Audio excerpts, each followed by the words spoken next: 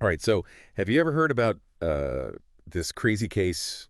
It went viral here in the Oh, Philippines, oh yeah. and it basically boils down to, can someone be fired for messing up a task Mm-hmm. that wasn't Yeah. even part of their original job description? Right. So that's what we're diving into today. It's the Supreme Court decision.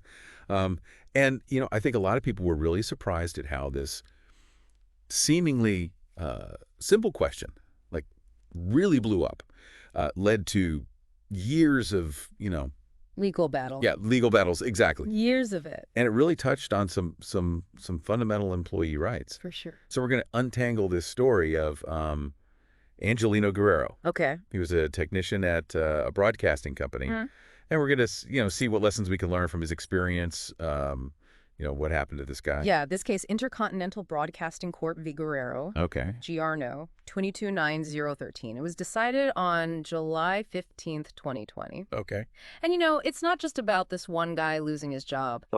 It's about employee rights, like you were saying. It's Yeah. about, how much does an employer have to prove to fire someone? Yeah. What does it even mean to have just cause to let someone go?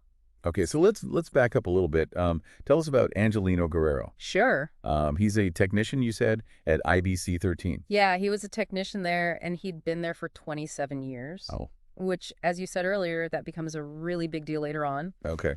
But, back in 2009, some of their equipment started having problems. What kind of equipment? So it was the equipment they used for superimposing logos on the screen. Okay. So, instead of getting it fixed Right. or maybe bringing in specialists, Uh-huh. management decided to just give that job to the TOC technicians. So on top of their regular duties. Yes, on top of everything else they were already doing. So they're basically asking him to do more work, but not really giving him the tools or the training to do it.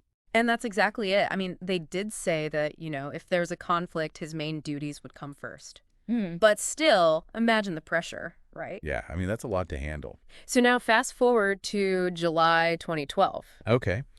And this is when Guerrero is accused of making some mistakes with this logo superimposition. Like, how many times are we talking? 3 different occasions. Okay. And get this, on one of those days, someone said they saw him sleeping on the job. Oh, boy. That's not good. Not good at all. So what happens next? So here's the interesting part. There's this 9-month gap. 9 months. Yeah, 9 months Yeah. between these incidents and when they actually filed a formal charge against him in April 2013. That's a really long time. It is, and it Yeah, does yeah, make yeah. you wonder why they waited so long. Yeah, what was the reason for the delay?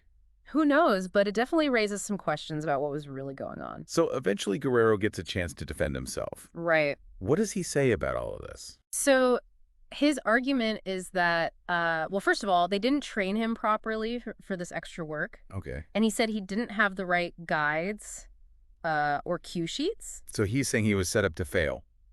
basically. Wow. And he also said that if he did make any mistakes, they should have been written down officially, Uh-huh. like in a logbook or That's something. the kind of documentation. Exactly. But there's no record of that. It's like that saying, if it's not written down, it didn't happen.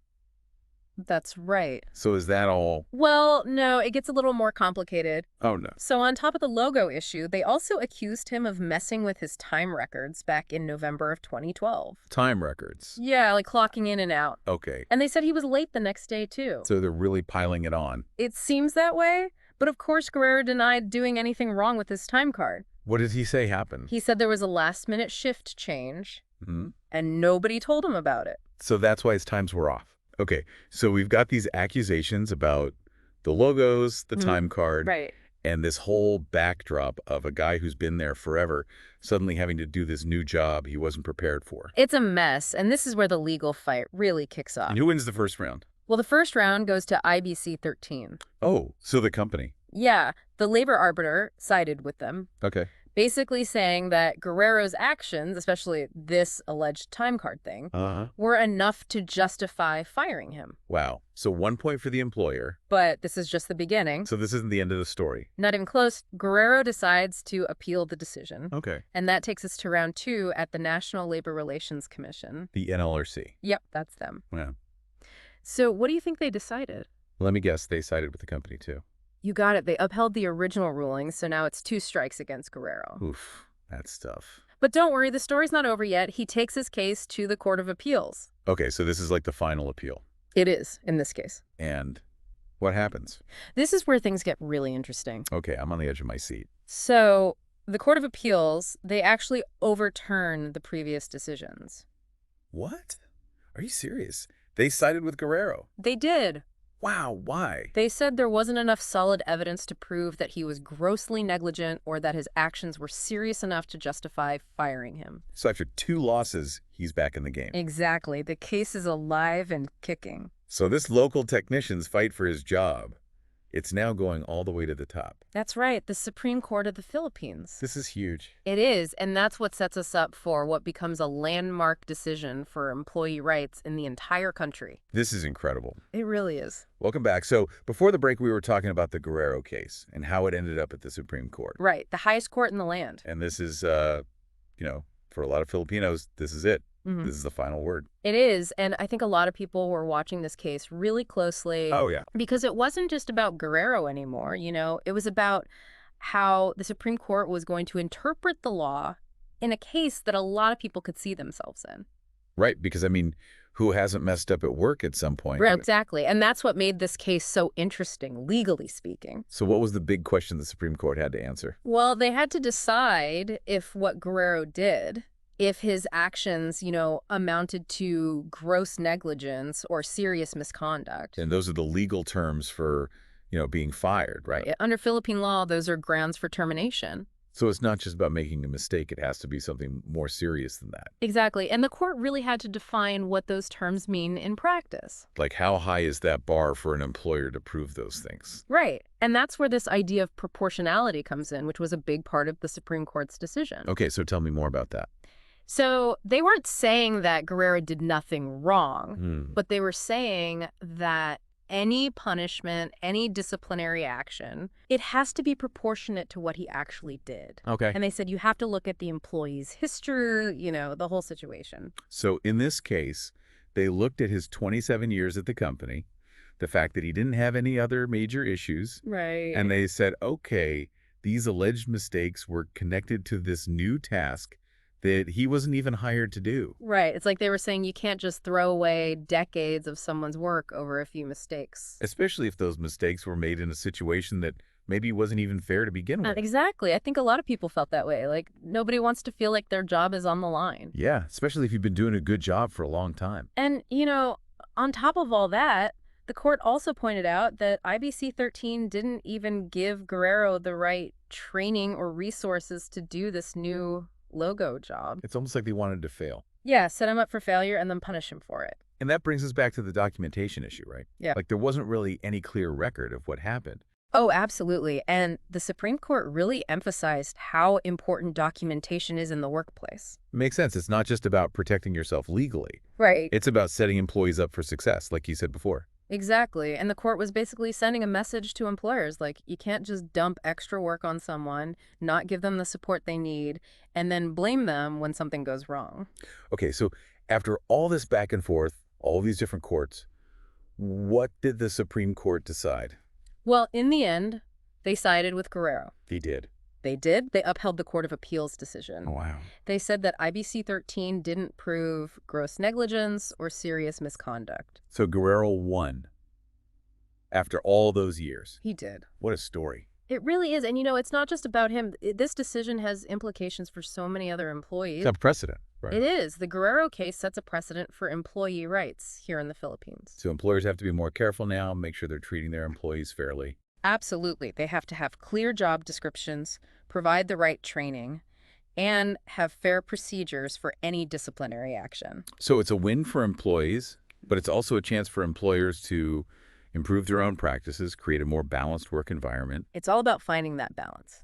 And I think that's a good place to leave it for now, but we're not done yet. Not even close. We're going to come back and talk about some of the bigger lessons we can all learn from the Guerrero case.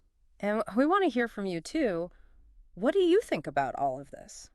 Did the Supreme Court make the right call? Okay, so we've talked about what happened in the Guerrero case and how it ended up with the Supreme Court. Right, a real roller coaster.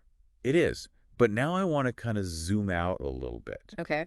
And think about, like, what are the bigger lessons here, beyond just the legal stuff? Yeah, this case really got people talking. It did. Debating whether the punishment fit what he was accused of doing. Right. So what do you think? Like, what are some of the takeaways from all of this? Well, I think one of the biggest things for me is just the importance of empathy. Empathy in the workplace. Yeah. I mean, it's easy to get caught up in the rules, the regulations. Right.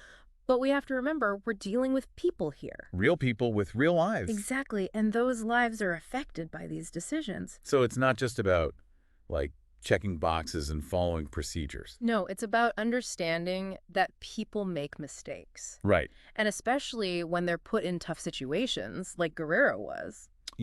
Without the proper support or training.